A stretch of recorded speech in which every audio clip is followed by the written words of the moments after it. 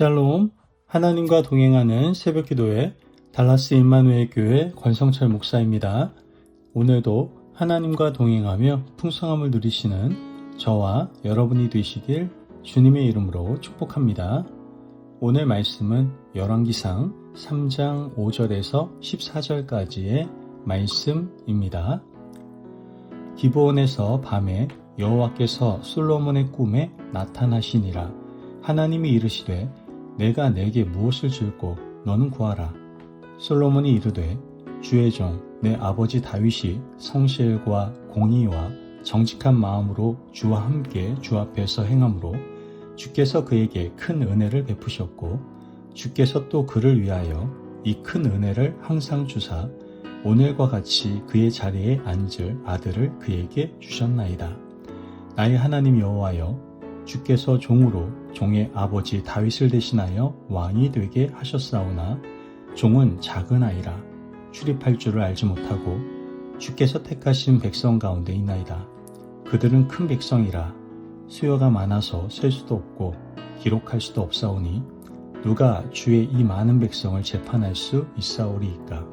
듣는 마음을 종에게 주사 주의 백성을 재판하여 선악을 분별하게 하옵소서. 솔로몬이 이것을 구하매 그 말씀이 주의 마음에 든지라.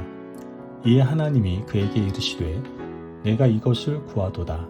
자기를 위하여 장수하기를 구하지 아니하며 부도 구하지 아니하며 자기 원수의 생명을 멸하기도 구하지 아니하고 오직 송사를 듣고 분별하는 지혜를 구하였으니 내가 내 말대로 하여 내게 지혜롭고 총명한 마음을 주노니 내 앞에도 너와 같은 자가 없었거니와 내 뒤에도 너와 같은 자가 일어남이 없으리라.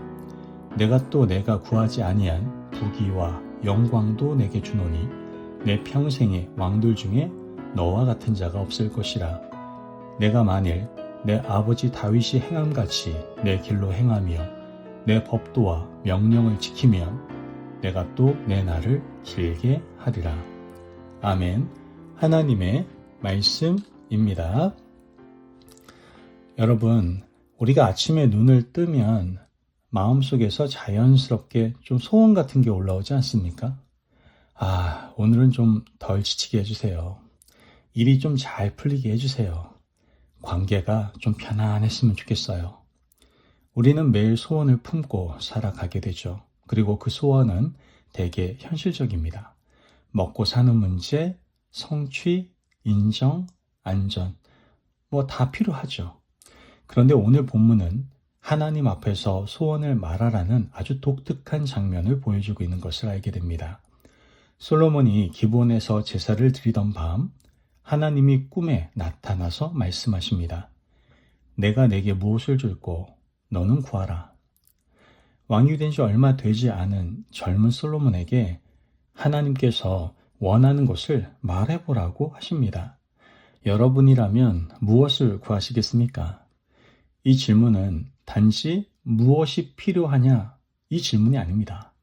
너는 지금 무엇을 의지하며 살고 싶으냐 라는 질문인 것이죠.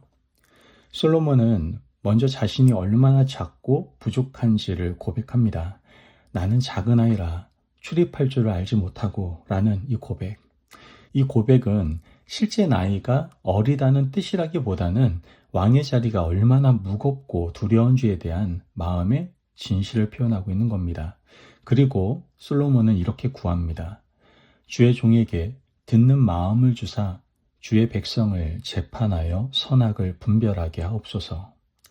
여기서 듣는 마음은 단순히 귀가 밝다는 뜻이 아닙니다. 히브리 표현의 뉘앙스는 듣는 심장, 다시 말해서 하나님의 뜻에 반응할 줄 아는 중심을 말하고 있는 겁니다. 사람 말에 휘둘리지 않고 여론에 끌려가지 않고 자기 욕심에 속지 않도록 하나님, 제가 주의 음성을 듣고 판단하게 해주십시오 라고 구하고 있는 겁니다. 이 요청이 왜 그렇게 중요합니까? 왕이 필요한 것은 단지 힘이 아니라 분별이기 때문입니다. 지도자에게 가장 위험한 순간은 선택의 순간이라고 말할 수 있습니다. 그리고 우리 인생도 마찬가지죠. 하루에도 우리는 수많은 선택을 하지 않습니까? 말을 할지 말지, 참을지, 터뜨릴지, 양보할지, 고집할지, 정직할지, 편법을 쓸지, 손해를 감수해야 될지, 당장 이익을 잡을지. 이때 필요한 것은 단순한 정보가 아니라 하나님의 마음을 알아듣는 영적인 감각인 겁니다. 솔로몬은 그것을 구했던 것이죠. 하나님이 이 기도를 기뻐하신 이유가 성경에 분명히 나오고 있죠. 솔로몬이 구하지 않은 것들이 있습니다. 장수를 구하지 않았고, 부를 구하지 않았고, 원수의 생명을 구하지 않았습니다. 대신 백성을 위해 분별하는 마음을 구했다는 것이죠. 하나님은 그 기도를 선하다라고 생각하시고 받으십니다. 그리고 하나님은 지혜만 주시는 것이 아니라 솔로몬이 구하지 않은 것들까지도 더해 주시는 것을 우리는 성경을 통해서 보게 되죠. 여기서 복음의 원리가 선명하게 드러나고 있습니다. 하나님 나라의 우선순위가 바로 서면 삶에 필요한 것들이 제자리를 찾게 된다는 것이죠. 우리는 종종 이것만 해결되면 하나님을 더 잘 섬기겠다라고 말을 하지만 성경은 오히려 반대로 말합니다. 하나님을 먼저 구하라. 그러면 필요한 것들이 정리된다. 하지만 한 가지, 이 지혜는 자동으로 굴러가는 기계가 아닙니다. 솔로몬의 지혜는 선물이며 동시에 책임이었다라는 것이죠. 듣는 마음을 받았으면 계속 들어야 합니다. 지혜를 받았으면 계속 하나님 앞에서 자신을 낮추어야 한다라는 것이죠. 지혜는 한 번의 기도로 끝나는 것이 아니라 매일의 경청으로 지켜지는 은혜다라는 것이죠. 여러분, 오늘 말씀을 마음에 새기며 듣는 마음을 이제 실천해 보기를 바랍니다.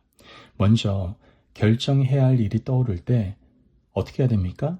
하나님께 먼저 질문하십시오. 주님, 이 선택이 주님을 기쁘시게 하는 겁니까? 이 길이 사랑입니까? 이 말이 진실입니까? 이 질문 하나가 우리를 멈추게 하고 마음을 정리시킬 겁니다. 또한 말하기 전에 3초만 마음으로 듣기를 하십시오. 듣는 마음은 사람에게도 향합니다. 상대의 말 뒤에 있는 두려움, 상처, 기대를 들으려 할 때 관계가 달라질 수 있는 겁니다. 지혜는 정답을 내는 능력만이 아니라 사람을 살리는 방식으로 반응하는 능력인 것이죠. 마지막으로 오늘 아침 기도 제목을 좀 바꿔보십시오. 잘 되게 해주세요. 물론 좋습니다. 그러나 그 기도 앞에 이렇게 한번 붙여봅시다. 주님, 무엇이든 주님 뜻대로 선택할 수 있게 해주십시오. 제게 듣는 마음을 주십시오. 이 기도는 하루의 방향을 바꿔줄 겁니다. 사실 마음이 급해질수록 우리는 내가 아는 길로 가지 않습니까? 그러나 지혜는 속도가 아니라 경청에서 오는 겁니다. 잠깐 멈추어 주님의 안내를 다시 듣는 사람이 결국 목적지에 도달할 수가 있는 것이죠. 여러분, 솔로몬이 구한 것은 더 많이가 아니라 더 바르게였습니다.